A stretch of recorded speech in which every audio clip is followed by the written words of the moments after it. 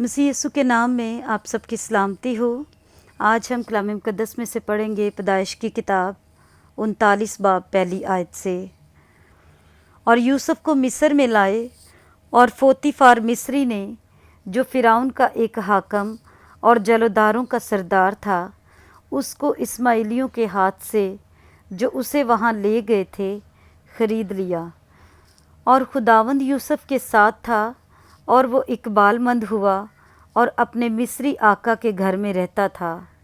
और उसके आका ने देखा कि खुदावंद उसके साथ है, और जिस काम को वो हाथ लगाता है, खुदावंद उसमें उसे इकबालमंद करता है। चुनाचे यूसुफ उसकी नज़र में मकबूल ठहरा, और वही उसकी खिदमत करता था। और उसने उसे अपने घर का मुख्तार बनाकर अपना सब कुछ उसे सौंप दिया।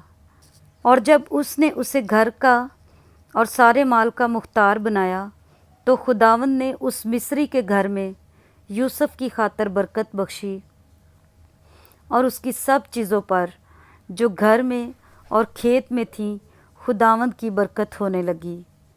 और उसने अपना सब कुछ यूसुफ के हाथ में छोड़ दिया, और सिवा रोटी के जिसे वो खा लेता था, उसे अपनी किसी चीज़ का होश न था। और यूसुफ खूबसूरत और हसीन था।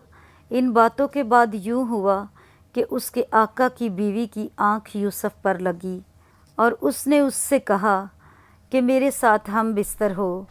लेकिन उसने इनकार किया, और अपने आका की बीवी से कहा कि देख, मेरे आका को खबर भी नहीं कि इस घर में मेरे पास क्या क्या है, और उसने अपना सब कुछ मेरे हाथ में छोड़ दिया है।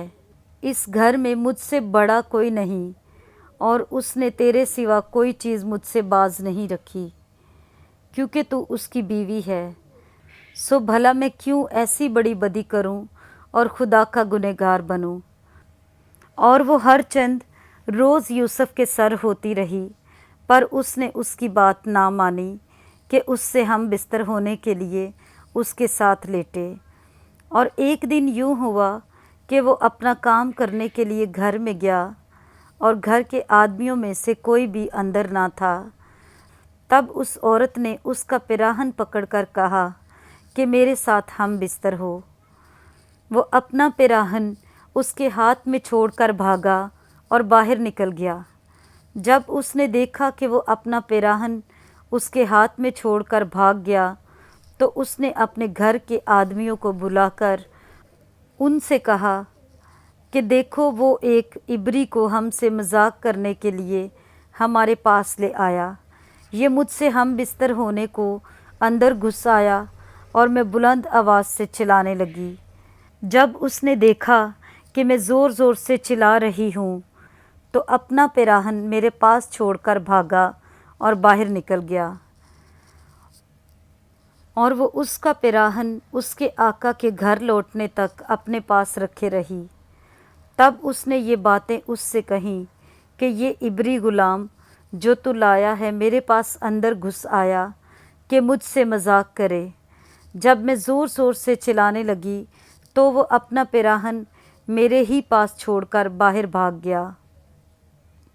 जब उसके आका ने अपनी बीवी की वो बातें जो उसने उससे कहीं सुन ली कि तेरे गुलाम ने मुझसे ऐसा ऐसा किया, तो उसका गज़ब भड़का, और यूसुफ के आका ने उसको लेकर कैदखाना में, जहाँ बादशाह के कैदी बंद थे, डाल दिया। सो वो वहाँ कैदखाना में रहा, लेकिन खुदावंद यूसुफ के साथ था। उसने उस पर रहम किया, और कैदखाना के दरोगा की नज़र में उसे मकबूल बनाया।